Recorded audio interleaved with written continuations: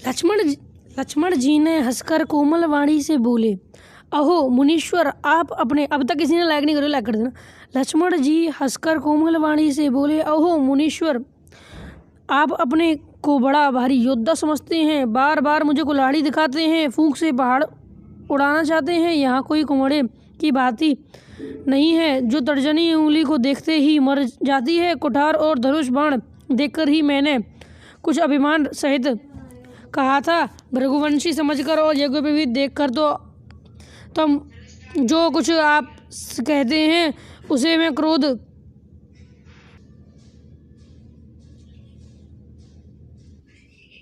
ठीक है। धनुष बाण और कठोर कुठार तो आप व्यर्थ ही धारण करते हैं। मतलब वो यूँ कह रहे हैं सीधे सीधे कि आप जो पहन के हाथ में करते हैं, तो आप अगर उसको ही दिखा रहे हैं तो आप ये तो फालतू में ही क्यों पहनते हैं, उसी से मार दिया करिए। नेक्स्ट आता है आपका पैराग्राफ, इसमें आता है, हे विश्वामित्र, सुनो, यह बालक बड़ा कुबुद्धि और कुटिल है। काल के वश में होकर यह अपने कुल का घातक बन गया है। यह सूर्यवंश रूपी पूर्ण चंद्र का कलंक है। यह बिल्कुल उद्दंड मूर्ख निडर है। अभी क्षण भर में यह काल का ग्रास हो जाएगा, मैं इसे मार दूंगा। वह ये कह रहे हैं, मैं पुकार कर कह देता हूँ, फिर मुझे दोष मत देना भैया, मैंने ऐसे मार दिया तो फिर मुझसे मत कहना। जैसे आपसे कहते हैं ना, जैसे किसी की पेरेंट्स से शिकायत कर रहे हो, ऐसी उनकी शिकायत कर रहे थे कौशिक से, विश्वामित्र से। एक नंबर में कहा सकता है कौशिक को ही विश्वामित्र कहते हैं, है ना। यदि तुम इसे बचना चाहते हो तो हमारा प्रताप, बल और क्रोध बतलाकर इसे मना कर दो। लक्ष्मण जी ने कहा, हे मुनि, आपका सुयश आपके रहित दूसरा और कौन वर्णन कर सकता है। आपने अपने मुंह से ही अपनी अनेकों बार तारीफ कर ली है। इतना पर भी संतोष ना हुआ तो कुछ और कह डालिए। कुछ रोक कर असह्य दुख मत सहिए। आप वीरता का व्रत धारण करने वाले धैर्यवान और क्षोभ रहित हैं। गाली देते शोभा नहीं पाते। शूरवीर तो अपने युद्ध में शूरवीरता का प्रदर्शन करते हैं, मुख से कहकर अपनी बातें नहीं बताते। प्रभु, शत्रु को युद्ध में उपस्थिति पाकर कायर ही अपने प्रताप की ढींग मारा करते हैं। आप तो मानो काल का हाँक लगाने का मतलब गाइस ये होता है जैसे कि किसी को आवाज़ लगाना। आप तो आवाज़ लगा कर ही काल को मेरे लिए बुला रहे हैं। लक्ष्मण जी के कठोर वचन सुनते ही परशुराम जी ने तो वो वापस से उनसे उनकी शिकायत कर देंगे। इसे बालक जानकर मैंने बहुत देर तक छोड़ लिया है। तो अब एक सेकंड गाइस, विश्वामित्र जी ने कहा, अपराध क्षमा कीजिए प्रभु, बालकों के दोष को और गुण के साधु लोग नहीं गिनते। परशुराम जी बोले, तीखी धार का कुठार में दयारहित और क्रोधी और ये गुरुद्रोही और अपराधी मेरे सामने उत्तर दे रहा है। मतलब वो कुछ कह रहे हैं और वो सुन नहीं रहे उस बात को, वो प्रत्युत्तर कर रहे हैं, मतलब उनकी बात को चुप नहीं हो रहे। जैसे कि आपकी मम्मी पापा आपसे कहते होंगे, ज़्यादा जवान चला रहा है, चुप रह जा, ज़्यादा जवान मत चलावे। ऐसे आपके मम्मी पापा आपसे कहते होंगे। इतने पर भी इसे बिना मारे छोड़ रहा हूँ। सो हे विश्वामित्र, केवल तुम्हारे प्रेम से नहीं तो इसको कठोर कुठार से काट कर थोड़े ही देर में अपने भगवान जी का, अपने शिव जी का ऋण उतार दूंगा। विश्वामित्र जी ने हृदय से हंसकर बोला। परशुराम को हरा सूझ रहा है, अर्थात सर्वत्र विजयी होने के कारण भी राम लक्ष्मण को बनी रस की खान है। मतलब जैसे कि आप गुड़ समझ सकते हैं। खेद है मुनि, आप भी बेसमझ बने हुए हैं। आप भी क्या बच्चे से लड़ रहे हैं। अब कोई बच्चे से लड़ता है तो अच्छी बात थोड़ा ही ना होती है। लक्ष्मण जी ने कहा, हे मुनि, आपके प्रेम को कौन नहीं जानता, वह संसार भर में प्रसिद्ध है। आप माता पिता से तो अच्छी तरह और अपना ऋण उतार सके हैं। उन्होंने अपनी माँ का गला काट दिया था। गाइस मैं आपको बताना चाहता हूँ, ये बात हो रही है वहाँ पर। आप माता पिता से तो अच्छी तरह से अपना ऋण उतार चुके हैं, अब गुरु का भी ऋण उतारना चाहते हैं। जिसका जी में बड़ा सोच लगा है, वह मानो हमारे ही मत्थे काढ़ा था। बहुत दिन बीत गए, इससे ब्याज भी बहुत बढ़ गया होगा। मुझे कह रहे हैं कि अब आपका जो ऋण है उस पर ब्याज भी बहुत लग गया होगा। मनी एंड क्रेडिट वाले चैप्टर में आपको शायद बता चुका हूँ या पढ़ चुके होंगे। बहुत दिन बीत गए, इससे ब्याज भी बहुत बढ़ गया होगा। अब किसी हिसाब करने वाले को बुला लाइए तो मैं तुरंत थैली खोल देता हूँ। लक्ष्मण जी के कड़वे वचन सुनकर परशुराम जी ने कुठार संभाला। सारी सभा हाय हाय करके पुकार उठी। लक्ष्मण जी ने कहा, हे भृगुश्रेष्ठ, आप मुझे फरसा दिखा रहे हैं। तो लक्ष्मण जी ने कहा, हे भृगुश्रेष्ठ, मतलब पंडितों में, ब्राह्मणों में श्रेष्ठ, श्रेष्ठों में श्रेष्ठ, महाश्रेष्ठ पंडित जी, आप मुझे फरसा दिखा रहे हैं, पर हे राजाओं के शत्रु, मैं ब्राह्मण समझकर बचा रहा हूँ। आपको कभी रणधीर बलवान वीर नहीं मिलते। हे ब्राह्मणों के देवता, आप घर में ही बड़े हैं। यह सुनकर अनुचित है कहकर सब लोग अनुचित है, मतलब ये लोग सब उनकी तरफदारी कर रहे थे कि ये तो बात अनुचित है आपकी। तभी श्री रघुनाथ जी ने इशारे से लक्ष्मण जी को रोक दिया। तो वो तो मर्यादा पुरुषोत्तम श्री राम जी ने उनको रोक दिया और उनसे कह दिया कि अब तुम शांत हो जाओ, तुम बहुत बोल चुके हो, ये हमसे काफ़ी बड़े हैं और ब्राह्मण भी हैं। नेक्स्ट आपके चैप्टर कट गए हैं, तो आपका आता है उत्साह और अट नहीं रही है। प्रस्तुत होता है एक आह्वान गीत है, किसी को बुला रही हैं इस गीत में। इसमें कवि बादल से घनघोर गरजन के साथ वर्षण की अपील कर रहा है। बादल बच्चों के काले घुंघराले बालों जैसी हैं, मतलब यहाँ पे उपमा अलंकार है, बच्चों से उनको कंपैरिजन किया जा रहा है। कवि बादल से बरसकर सभी की प्यास बुझाने और गरज कर सूखी बनाने का आग्रह कर रहे हैं। कवि बादलों में नवजीवन प्रदान करने वाला बारिश तथा सब कुछ तहस नहस कर देने वाला वज्रपात दोनों देखते हैं। इसलिए वे बादल से अनुरोध कर रहे हैं कि आप अपने कठोर वृष्टि से को अपने भीतर छुपाकर सब नई स्फूर्ति का नया जीवन डालने का मूसलाधार बारिश करिए। तो इस पूरे पैराग्राफ का आपको अर्थ समझ में आ गया होगा। नहीं समझ में आया तो मैं आपको समझा देता हूँ। ये एक आह्वान गीत है और जो बादल होते हैं वो काले बादल होते हैं, तो उससे बच्चों के बालों की उपमा की जा रही है।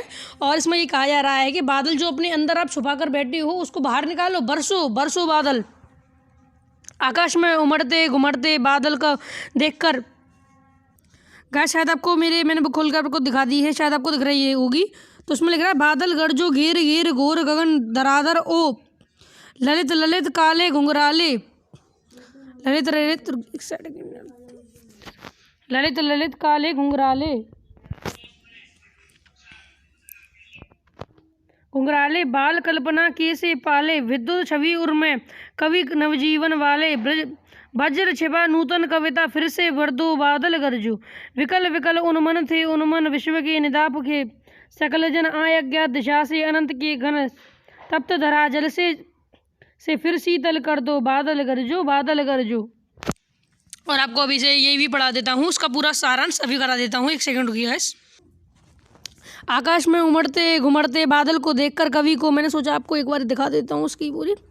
लगता है कि वे बेचैन से हैं, तभी उन्हें याद आता है कि समस्त धरती में भीषण गर्मी से परेशान है। इसलिए आकाश की अनजान दिशा से आकर आने वाले काले बादल पूरी तपती हुई धरती का शीतलता प्रदान करते हुए बेचैन हो रहे हैं। अब क्या हुआ है कि जो बादल बरस चुके हैं और बादल गरज चुकी हैं। अब मैं आपको अट नहीं रही एक बार दिखा देता हूँ। ये रही गाइस, अट नहीं रही, तो इसको आप एक बार देख लीजिए। छायावाद की एक खास विशेषता है कि वैसे क्या, हाँ उत्साह हो गया आपका, प्रश्न अभ्यास पे आ गए। Sorry guys. अट नहीं रही है अब फागुन की तन सट नहीं रही है, कहीं सांसों लेते हो घर घर भर देते हो, उड़ने को नभ में तुम फर कर देते हो। आँख उठाता हूँ तो हट नहीं रही है, पत्तों से लदी डाल कहीं हरी कहीं लाल कहीं पड़ी है, उर में मदगंध पुष्प माल पाट शोभा भी पट नहीं रही है, अट नहीं रही है। फागुन के सौंदर्य का वर्णन करते हुए, मतलब जो फागुन का महीना होता है, आप मार्च का महीना मान सकते हो उसको, फागुन की सुंदरता समान नहीं पा रही है, फागुन की कांति शरीर में सट नहीं पा रही है। कवि फागुन को संबोधित करते हुए कहता है कि तुम कभी सांस लेकर उससे हर घर को भर देते हो, तुम आकाश में उड़ने के लिए सर्वत्र पंख कर देते हो, मैं आँख हटाता हूँ भी हूँ हट नहीं रही है। मतलब कह रहे हैं कि इतना अच्छा माहौल है कि मेरी आँख नहीं हट रही है, इतना अच्छा माहौल हो चुका है मेरी आँखों के सामने, पूरा दृश्य इतना अच्छा हो चुका है, एनवायरनमेंट। कवि के कहने का भाव यह है कि फागुनी हवा की मादकता से धरती का कोना कोना में भर जाता है, प्रकृति की सुंदरता से मन उल्लसित होकर कल्पना के आकाश में उड़ने लग जाता है। सौंदर्य को निहरती आंखें हटाई भी नहीं हट पाती हैं। कवि आगे बढ़ता है कि पेड़ों की डालियां पत्तों से भर गई हैं, कहीं हरे पत्तों की अधिकता है के कारण डालियां हरी हो गई हैं, तो कहीं नए पत्तों की लाली। अब ये क्वेश्चन आता है, नए पत्तों को क्या कहते हैं? पल्लव कहते हैं। नए पत्तों को क्या कहते हैं? पल्लव कहते हैं। कई फूलों से ही भर जाने के कारण लगता है कि उनमें गले में भीनी भीनी सुगंध आ रही है। जगह जगह सुंदरता की कांति भर नहीं पा रही है, अर्थात शोभा की अधिकता के कारण वह समा नहीं पा रही है। तो यहाँ पे हमने कंप्लीट कर चुके हैं अपनी उत्साह और अट नहीं रही दोनों। मैंने फालतू में आपका सॉरी गाइस टाइम वेस्ट किया उसको ना, मैंने सीधे PDF ही डाउनलोड कर ली। तो यहाँ पर हमने सूर्यकांत त्रिपाठी निराला की कर चुके हैं, पूरी अट नहीं रही यहाँ पे। तो मैं इसलिए इसको ऐप को डाउनलोड करा था कि आप भी देखते रहें कि मैं आपका इसका जिक्र। अब आती नेक्स्ट हमारी कन्यादान। इस कविता में कवि ने माँ की उस पीड़ा को व्यक्त किया है। पहले मैं आपको एक बार वो दिखा देता हूँ इस पूरी का सारांश, आप स्क्रीनशॉट ले लेना। आई होप आपने स्क्रीनशॉट ले ली हो, ठीक है। तो अब मैं आपको पढ़ा देता हूँ इसकी पहले जो पूरा टेक्स्ट बुक में दे रखा है। तो ऋतुराज जो थे उनका जन्म 1940 भरतपुर में हुआ था, ये एक बार आप देख सकते हैं। वैसे इसके बारे में पूछा नहीं जाता। कन्यादान कितनी प्रामाणिक था उसका दुख लड़की को दान में देते वक्त, जैसे वह अपनी अंतिम पूंजी हो। लड़की अभी सियानी नहीं थी, अभी इतनी भोली सरल थी कि उसने सुख का आभास तो होता था लेकिन दुख बाँचना नहीं आता था। मतलब अभी लड़की मैच्योर नहीं हुई है। इसका मतलब कहने का है कि अभी लड़की उनकी सियानी नहीं हुई है, बड़ी नहीं हुई है। तो माँ ने कहा पानी में झाँककर अपने चेहरे पर मत रीझना, आग रोटियां सेकने के लिए है, जलने के लिए नहीं। वस्त्र और आभूषण साप्ताहिक ब्रह्मों की तरह हैं, बंधन है स्त्री जीवन के।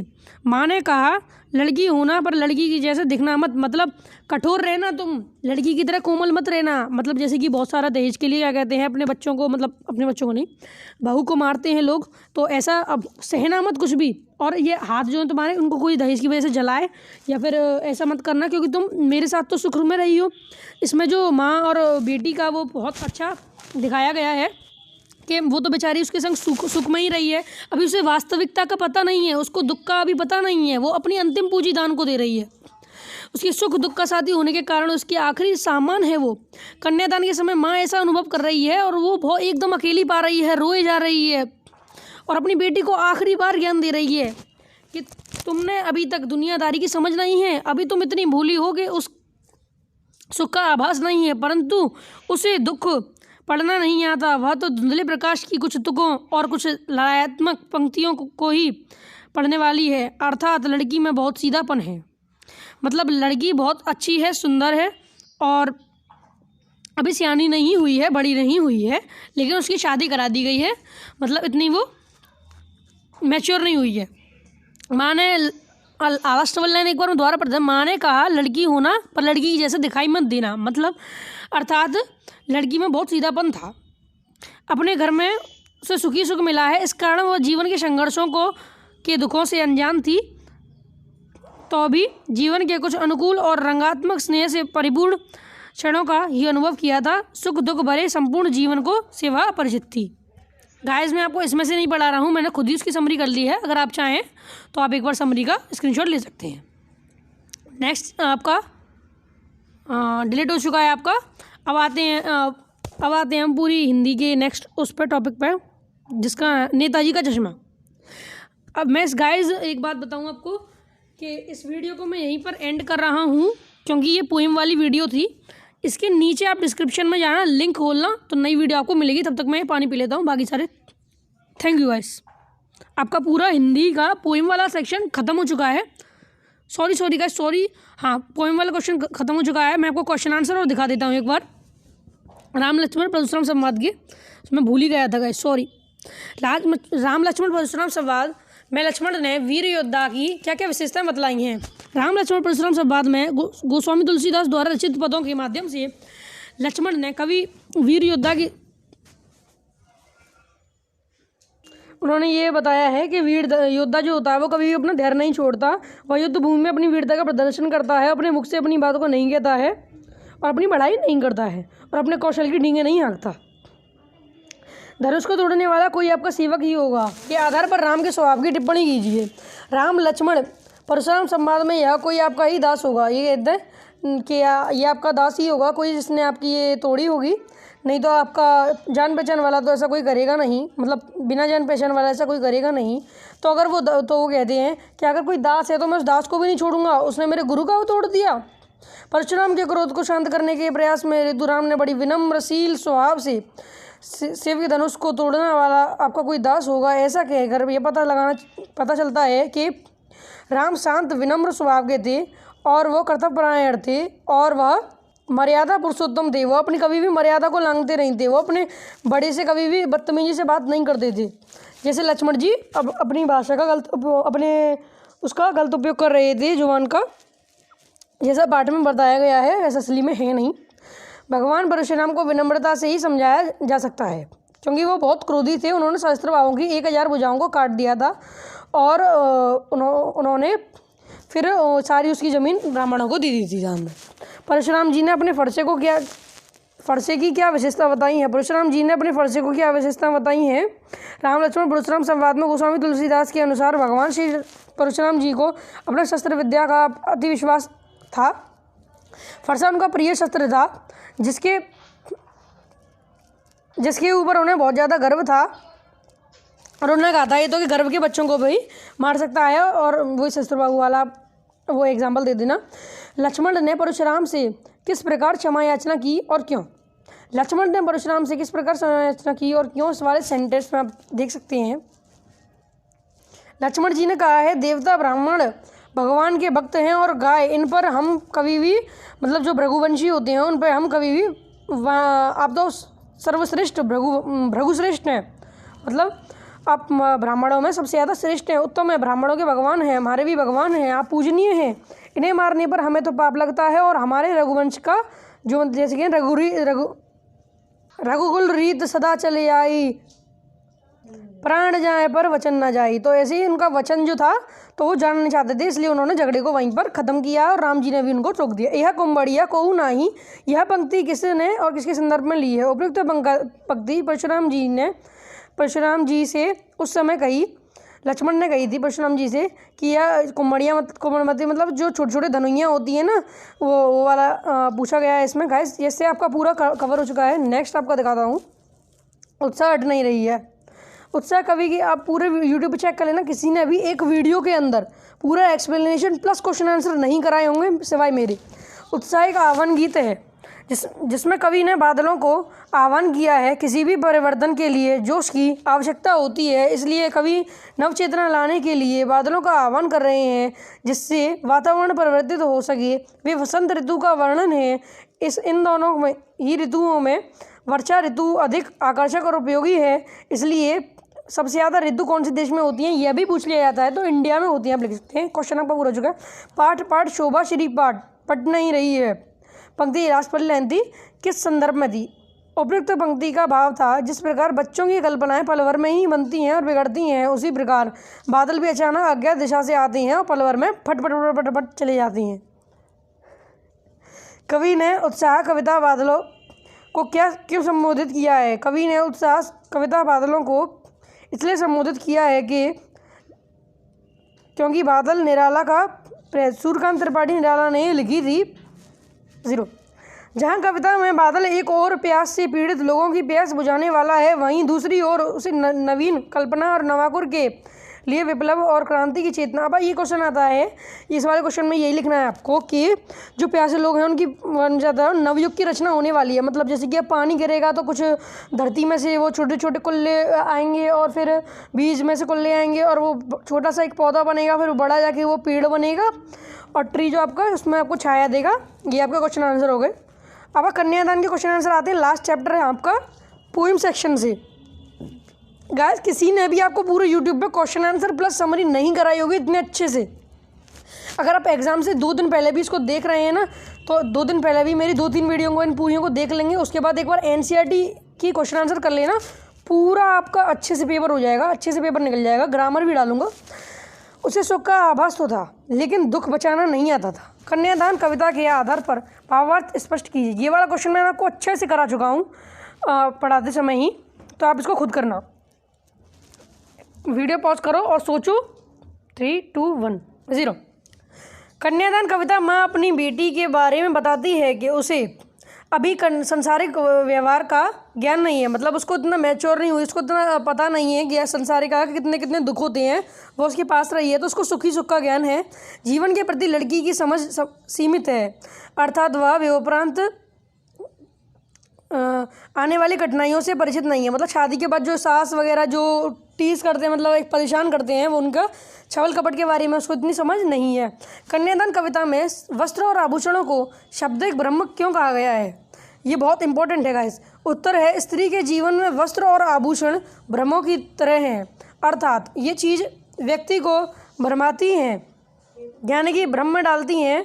ये स्त्री के जीवन के लिए बंधन का काम करते हैं, और जैसे यार ये का मन खुल जाता, और जिस प्रकार चतुर व्यक्ति अपने लाछेदार लोग अपने घुमा फिरा के जो बातें करते हैं ना, वो मोहक शब्दावली से मतलब प्यार से बोलते हैं और मतलब आपका बुरा चाहते हैं। कुछ ऐसे लोग भी होते हैं, उनके बारे में लड़की को ज्ञान नहीं है और वह भ्रम में पड़ी हुई है अभी। आभूषणों के लालच में तो वे उन्हें लेकर आसक्त होने से स्त्री भ्रमित होती है और वह पुरुष की दासी बन जाती है। ससुराल में अच्छे वस्त्र भूषण के मोह में स्त्री प्रायः दस्मताया बंधन में पड़ जाती है, इसलिए वस्त्र आभूषणों को शाब्दिक ब्रह्म कहा गया है। कन्यादान कविता नारी को कैसे सचेत करती है? गाइज आई होप आपको अब लैंडस्केप में अच्छा दिख रहा होगा। सामाजिक व्यवस्था के तहत स्त्रियों के प्रति जो आचरण किया जा रहा है उसके चलते अन्याय न सहने करने के लिए सचेत किया गया है, क्योंकि समाज में लड़कियां के साथ में इतना अन्याय होता है कि वह उनको चुपचाप चार दीवारी के अंदर ही सह कर घुट जाती हैं और अपना जीवन व्यतीत करती हैं। इसमें जो भी सामाजिक बुराइयां हैं, सामाजिक छलकपट हैं, उनके बारे में बताया गया है। और अगर कोई स्त्री इसको पढ़ती है तो वो सचेत हो जाती है कि एक एग्जाम्पल दिया गया है कि दो माँ बेटियों के रिश्ते का एक एग्जाम्पल दिया गया है उनकी शादी का इसमें, ताकि जो लड़कियां हैं इसको वीडियो को देख रही हैं उनको भी आगे के लिए पता चले। लड़की जैसे दिखाई मत देना से कवि का क्या आशय है? लड़की जैसे दिखाई मत देने का कवि का आशय यह है कि सामाजिक व्यवस्था द्वारा स्त्रियों के लिए जो प्रतिबंध गढ़ लिए हैं वे आदर्शों के आवरण में बंधन होते हैं। लोग स्त्रियों को कोमलता की कमजोरी समझते हैं, उनको फ़ायदा उठाते हैं, घरेलू हिंसा भी करते हैं, उनको पीटते भी हैं। माँ के माध्यम से कवि ने लड़की को सलाह दी है कि जैसे लड़कियों के विशेष गुण शालीनता, विनम्रता आदि हो तो धारण करने चाहिए, परंतु लड़कियों का कमज़ोर, अबला, असहाय प्रदर्शित करने वाले कार्य भावनाओं से बचना चाहिए। उसे खुद को कमज़ोर नहीं दिखाना चाहिए, भले ही कमज़ोर हो। कन्यादान कविता में ये वाला क्वेश्चन गाइस आप खुद करेंगे। This is your homework. Thank you for watching my video. Like, share and comment and share this video. Like aim रखते हैं हम, 100 लाइक्स का एम रखते हैं गाइस। Thank you. और सब्सक्राइबर कर दो यार, 1 के सब्सक्राइबर कर दो गाइस जल्दी से। Thank you. बस स्क्रीनशॉट ले लो गाइस। Thank you.